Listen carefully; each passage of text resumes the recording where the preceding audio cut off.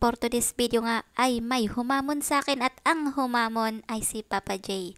Wala daw ayawan, mukbang kami. Kung nung nakaraan nga ay alak, ngayon one-on-one naman kami sa pagkain. Basic. Ako pa talaga yung hinamon mo.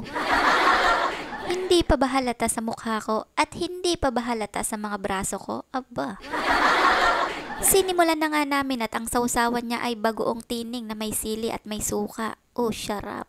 Dahil nagkikrave ako sa sausawan na kamatis, yun ang ginawa ko at pinatakan ko lang to ng tining at nilagyan ng konting sili. Syempre, mas masarap sa sausawan mo, may pangontra pa ako sa umay, kamatis ba?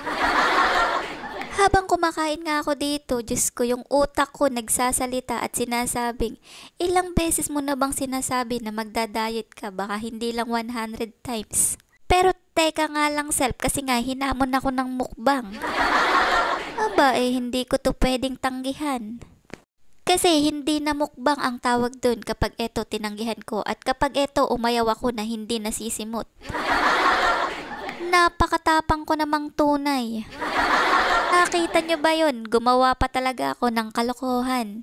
Yung laman ng pritong manok nilagyan ko ng sili, makaganti man lang kahit matalo ako dito. Isa nga sa kinatutuwa ko, ngayon ko lang ulit nakasabay itong asawa ko sa pagkain ng ganito. Ang ibig kong sabihin, yung kakaming dalawa lang, kasi nga naman nakikita nyo madalas magkasabay kami niyan. Pero kasama ang mga bata at kasama ang aming buong pamilya. Pero sa pagkakataon nga na to ay siya lang ang kasama ko, o diba? Akala mo talaga dalagat pinata. Kaya itong si Taba Ching Ching hindi talaga mapigilan na sumilip.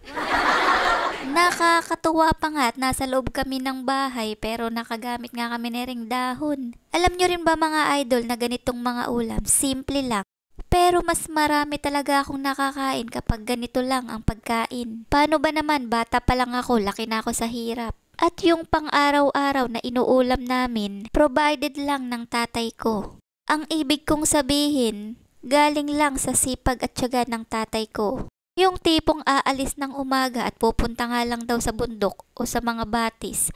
Pag uwi niya may ulam na kami. At namimili nga lang yung nanay ko kapag araw ng linggo. Sa mismong sahod ng tatay ko, binibili lang nun bigas at mga grocery. Konting pang ulam lang kapag araw ng linggo dahil nagmamasarap kami.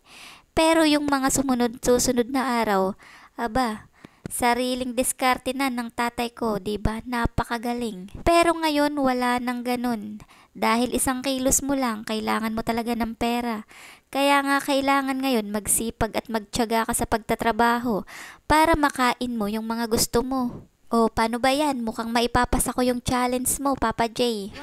Mukhang hindi talaga ako sumuko hanggang dulo, simot lahat.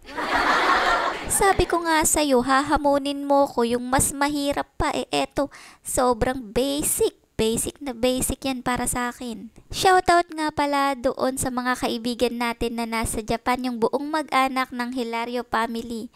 Thank you sa inyo. Thank you sa suporta at sa panonood nyo. Pasensya na kayo at ngayon ko lang nabanggit yung mga pangalan nyo. Alam nyo naman mga idol na sobrang makakalimutin na talaga ako.